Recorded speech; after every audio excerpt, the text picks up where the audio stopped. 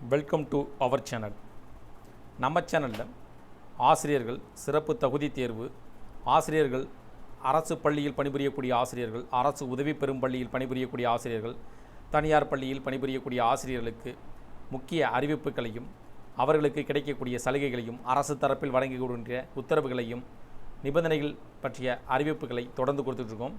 குறிப்பாக பார்த்திங்கன்னா ஆசிரியர்களுக்கான சிறப்பு தகுதி தேர்வு பற்றி அட்டவணைகள், தேர்வு நடைபெறக்கூடிய தேதி, அவர்களுக்கான இலவச பயிற்சி வகுப்புகள், அந்த பயிற்சி வகுப்பில் எவ்வாறு கலந்து கொள்ள வேண்டும் அப்படின்ற தகவலை கொடுத்துட்ருக்கோம். அதன் அடிப்படையில் இன்றைய தினம் 2026 ஆண்டு ஏப்ரல் மாதம் 20ஆம் தேதி சற்று முன் ஆசிரியர்களுக்கு தேர்தல் பணி, மாணவர் சேர்க்கை, சிறப்பு டெட் பயிற்சி பற்றி 3 முக்கிய தகவலை தான் பார்க்க போகிறோம்.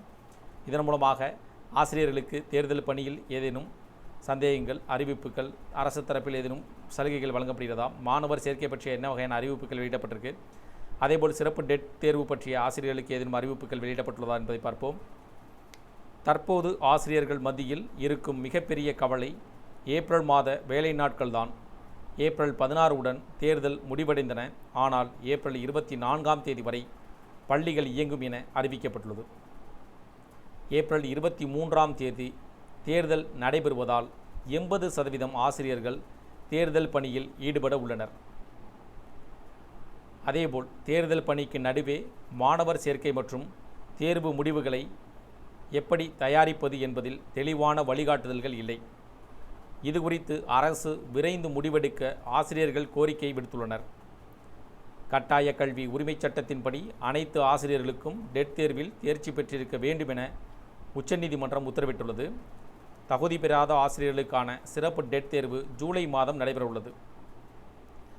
இந்த தேர்வுக்கு விண்ணப்பிக்க தேவையான பணிச்சான்று வழங்குவதில் தாமதம் செய்யக்கூடாது என சிஇஓக்களுக்கு கடும் உத்தரவு பிறப்பிக்கப்பட்டிருந்தது. சான்று கிடைக்காமல் எந்த ஆசிரியராவது விண்ணப்பிக்க முடியாமல் போனால் அதற்கு அந்தந்த ஆசிரியர்களே முழு பொறுப்பு என பள்ளிக்கல்வித்துறை எச்சரித்துள்ளது. இதன் மூலமாக ஆசிரியர்களுக்கு, அதாவது ஆசிரியர் பணியில் இருக்கக்கூடிய அரசு பள்ளியில் பணிபுரியக்கூடிய ஆசிரியர்கள், அரசு உதவி பெறும் பள்ளியில் பணிபுரியக்கூடிய ஆசிரியர்கள், தனியார் பள்ளியில் பணிபுரியக்கூடிய ஆசிரியர்கள் இந்த டெட் தேர்வு எழுதுவதற்கு விண்ணப்பிப்பதற்கான கடைசி தேதி ஏப்ரல் 10ஆம் தேதியுடன் முடிவடைந்தது. ஆனால் பார்த்திங்கன்னா பணிச்சான்று சமர்ப்பிக்க முடியாமல் அதற்கான காலதாமதம் ஏற்படுவதாகவும் அவற்றை பெறுவதற்கும் விண்ணப்பிப்பதற்கான கால அவகாசங்களை இந்த மாத இறுதி வரை வழங்க வேண்டும் என்று ஆசிரியர்கள் தரப்பில் முன்பு ஒரு கோரிக்கை வைக்கப்பட்டது. இருப்பினும் பார்த்திங்கன்னா அந்த பணிச்சான்று வழங்குவதில் தாமதம் செய்யக்கூடாது என உத்தரவு பிறப்பிக்கப்பட்டிருந்தது. அதன் அடிப்படையில் விண்ணப்பிக்க முடியாமல் போனால் அதற்கு அந்தந்த அதிகாரிகளை முழு பொறுப்பு என்று கல்வித்துறை எச்சரித்துள்ளதும் குறிப்பிடத்தக்கது. இதன் மூலமாக இந்த தேர்வு ஜூலை மாதம் 4 மற்றும் 5ஆம் தேதி நடைபெற இருப்பதாக குறிப்பிடப்பட்டிருக்கு. அதாவது பேப்பர் 1 மற்றும் பேப்பர் 2 தாள்களை எழுதக்கூடிய விண்ணப்பித்திருக்கக்கூடிய ஆசிரியர்கள் இந்த தேர்வு பணிகள் மூலமாக தேர்தல் பணியில் ஈடுபடக்கூடியவர்கள், அதேபோல் மாணவர் சேர்க்கையில் நடைபெற இருப்பதாகவும், இதன் மூலமாக எவ்வாறு இதனுடைய சுமைகளை குறைக்க வேண்டும் அப்படின்ற மாதிரி தொடர்ந்து ஆசிரியர்கள் தரப்பில் கோரிக்கைகள் வைக்கிறாங்க.